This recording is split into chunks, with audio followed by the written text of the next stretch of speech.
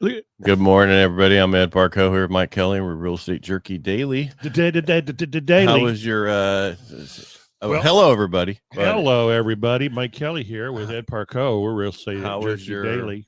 Your meeting yesterday? Well, it was a tour of just my listings. We had 4 homes on tour, and I actually got quite a few people to come on tour, which was nice. Well, they had nothing else to do. Well, they don't have anything else to do, but a lot of them will go pretend like they're doing something else and not go on tour. And I cried out. I cried out and said, one way we can stand above the rest is actually go on tour and look at these people's homes as this market changes. So, and I'm looking forward to the feedback that they're going to give me when they finally turn in all their paperwork. Well, I've had more people in the last few days call me to get qualified. Oh, that's good. So, yeah. Well, and I had 3 showings yesterday afternoon on 501 Hamden after it sat for 7 days with no showings. So that was, and then this one person they're very interested. So I'm going to send them all the work that's been done. Okay. All right. You want to do your I'll do my little thing since I'm ready. I'm ready for my little thing. That's all only thing I can ever say. 883 active listings in Stanislaus County. And yesterday at our sales meeting, we talked about just the active listings in Modesto. 302 active listings in Modesto, but all of Stanislaus County has 883. We have closed sales through the end of the. How many houses are in Modesto? 75 million and 2. Yeah, a lot more than 302. I'll tell you that. Well, we should know our mark. We should know exactly how many homes. Well, let me. I don't even know how many people are actually living in Modesto because the sign on the freeway hasn't been changed in a while. That's very true. I'll ask AI. It probably doesn't know. I might know. How many single family homes in Modesto? Anyway, 1,747 closed transactions. So things are happening to me now. Huh? Oh, you're doing AI. So I'm trying to get to my mathematician. It's 279.52. Okay. Hey, we went up from 276.33. And then 300. We're back in the. Hold on. According to this, approximately there's 71,794 housing units, which about 71% of them are single-family detached home. Wow. So see that's how good all? AI is. Yeah. Well, 71,000. That means we you got figure how a many family people? Of 4. 1 times 0.7 what? 1. That's close enough. So about 50,973. Huh. So if you have 300 on the market, right? So that'd be, we're just gonna let's run it up to 500. That'd be 1%. No, 1% would be 50. Oh wait, you said why was I thinking 3,000? No, 50,973 single family homes in Modesto, California. Okay. So 10% would be 5,000. 1% would be 509.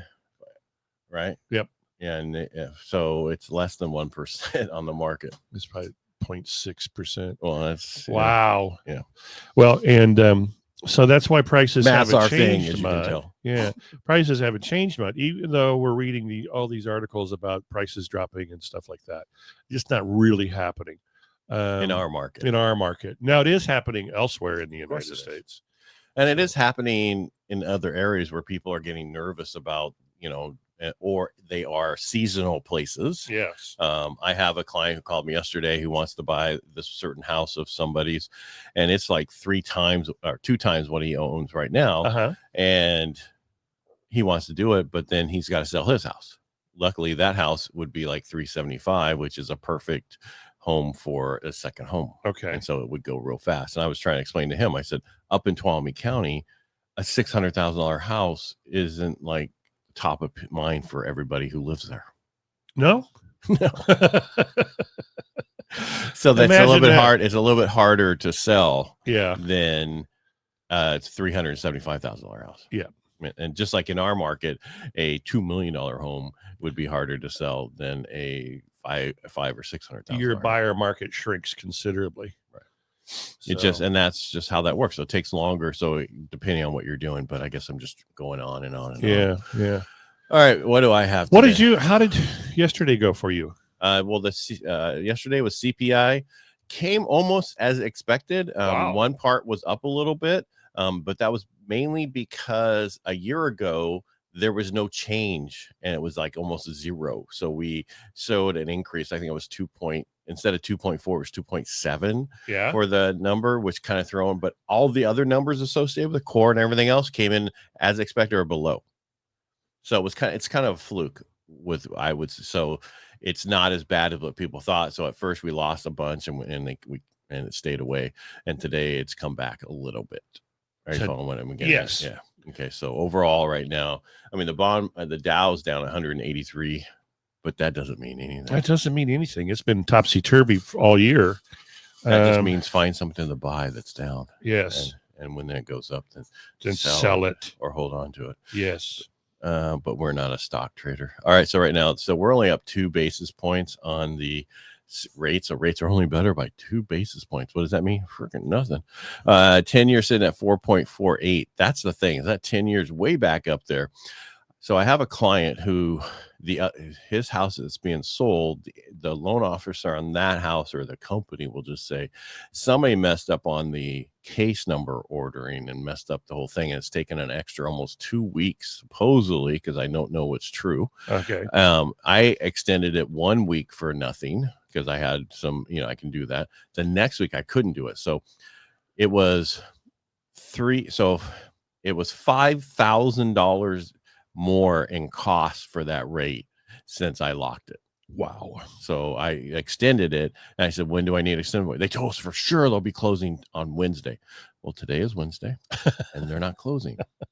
So when I said we should lock it till Friday, and they told me, no, just lock it till Wednesday. Right. Now I got to go back today, and it's going to probably cost another $700 or more to relock it. Yeah, till Friday. Always lock further than you think, and you know better. I know you. I did. I was trying. The problem is, this file can't take any hits. Right. So anything that costs has to be absorbed by somebody else. And I told them, take it away from his buyer and have the loan officer compensated the company for their mistake. Yep. That cost this client all this money. They can lower their costs. They can do a lot of stuff. It's better to compensate and close than to say, okay, this whole thing just blew up. He's like, I'll give $500 towards it. Oh, geez. Yeah, I mean, the $1,500 that cost to extend because of your guys' mess up, you'll give $500 towards it. Anyway, I guess I don't have to worry about who that is because they'll not watch our show. All right, let me get on because I'm done. Let's see. I talked about mortgage bonds, 10-year. All right, so PPI came out today, a producer price index. It cooled off in June. The headline PPI was flat at 0% versus they thought it was going to come in at 2% expected. Okay. I know these are real small numbers, but remember, Fed wants 2% core. They want 2% for the inflation. That's what their number is. So when we're talking percentages of 1/10, 2/10, it's important to the Fed because they finally get down there. Exactly. Yeah. Year over year is up 2.3%, below the 2.5 estimate.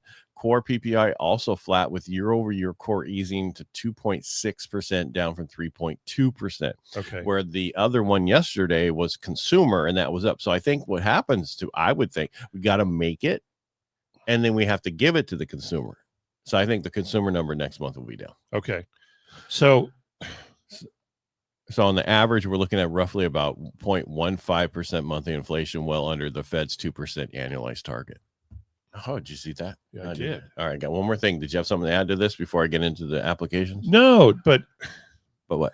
Kind of want to understand the 0% a little bit better. That means it didn't go up. I know it didn't go up or down, but what does that mean to the overall picture? Does that mean something's going to move around a little bit, or is it just they're not thrilled? They would like to see wait and like I said yesterday, they're going to wait a couple more months, and we're going to have pain from it. I'm here in September. And then like I said, I'd rather have this pain in the ass 2 more months, and they were perfect, than lowering it, and then all of a sudden he was right. Yeah, and Trump was wrong. I'd rather have Trump was right and he was wrong than anything else right True. now. Yeah. Because then we're in 1980s again. We don't want that inflation. No, we don't. And those interest rates are already bad enough right now. You want to really stop a market, let that inflation run away. Yeah. Even more. Zip, we're done. Yeah. Mortgage back applications for Mortgage Bankers Association puts out the mortgage application survey ending last week. Total applications are down 10%. Purchase apps are down 7% week over week, but are still 13% higher than year over year. Look how small that's getting. Refinances fell 12% for the week, but are up 25% year over year. What does that tell you? Things are slow out there. Yeah. Right? People don't like the rates. People are getting a lot of these HELOCs in the meantime. And there's a lot of companies out there offering teaser rates. Understand a teaser rate's only for a period of time, and you need to find out what that final rate's going to be. Well, and look at what it costs for you to get that rate. I mean, I saw one on the freeway, 3.99. I'm like, well, oh my God, the prime rate's freaking 8 something. How, so move on. Wow. All right. Did you know that we have more, the foreign buyers are returning in force to buy our properties right now? All right.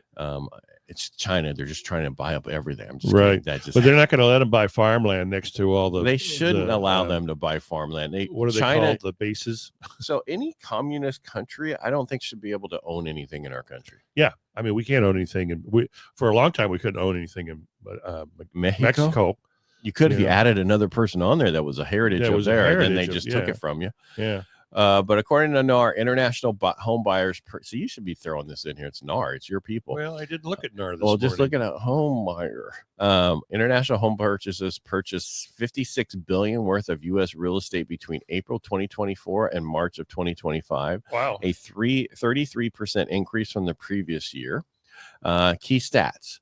78,100 properties bought by international buyers. That's up 44%. Median home price, $494,400, a record high. 47% paid cash compared to 28% of domestic buyers. Top buyers, what do you think? Who's the top one? Single women. Chia Pet. China.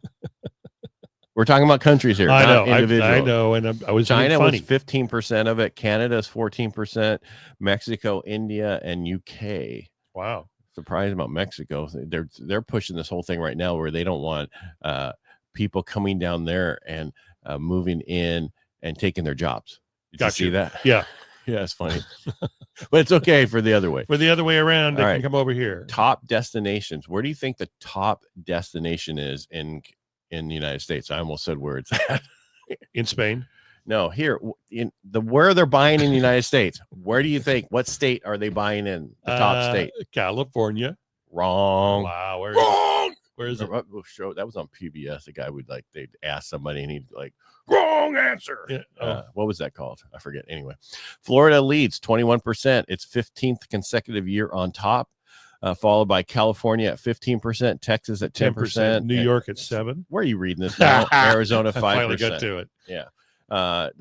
So the base of the quote is foreign buyers are drawn to investing in American real estate in part by our country's strong protection of private property rights, which they don't have in their country. No, we have this in the United States. That is the greatest country. You can buy for 5% down, which they're like, what? I can buy this for cash. Yeah. And a lot of the Chinese people bring their stuff, and I'm not saying everybody because I don't want to get the bad emails. Right. They get their cash out and they put it in here so they don't get it taken from them because that's a communist, country. Right. Right. Oh, look what cash you have. I think I'm going to keep it. So moral of the story, I don't have the song, but foreign buyers are back. Market to the internationals. Yeah, exactly. And long story short, we just float because who knows where this is going to be. And wish me luck. Say a prayer that I get this one closed for my clients. That's really nothing to do with me. It has to do with them. And that's about it. Well, was there anything I need to talk about more than that? No. And no.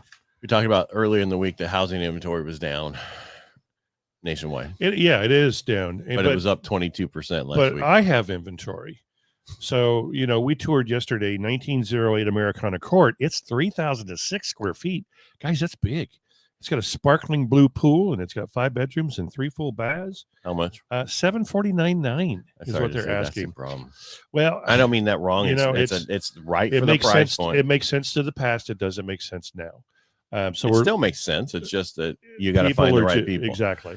So I have a client, which I'm not a real estate agent. I just have the buy, and they're looking for something in the college area. Okay. In around the 750, 800, but it's got to be well done here, and not a small 1-bedroom house. Let me talk to you. I've got a 1-bedroom home. It's actually got two possible bedrooms. It can't bedrooms. be across from and it can't be across from geese, a school? From geese. Oh, from geese. Well, have you ever been outside at Red? And you hear the kids and they sound like you geese. come out at recess and it sounds like a geese farm. 1,806 square feet. Too small. I know. If it wasn't, it's only $595. They would have probably went for it if it was on a different street or further up that wasn't right across. Well, 618 Brady. It's a wonderful place. It would be if an investor is thinking right now, it would actually be good for a home. People would have small kids or one kid. That's all they're going to have, and they have an elementary school right there. Yeah, all you need is a trampoline, and they go right across the street. Boom, one bounce. I would say get a big slide and just have them slide across to the fence. But yesterday, I really thought if somebody bought that thing and Airbnb'd it out to traveling nurses, traveling doctors medical right around the corner, they'd make bank. No, because they'd be sleeping during the day and they'd be yelling at them because they hear all that noise. No, they don't sleep. Yeah, they do. They're doing their residency. They never sleep. They sleep. That's why they have all those mistakes. Which arm? My right arm. Oh, sorry, we took your left. Yeah, well. All right, that's all I have. Good morning, Chuck Lynn. Yeah, all right, everybody. Anything else? That's it. Okay, everybody make it a great day. We'll be back tomorrow, and we appreciate you. And we'll be here Friday. Yes, we will. Okay, bye. All right, bye.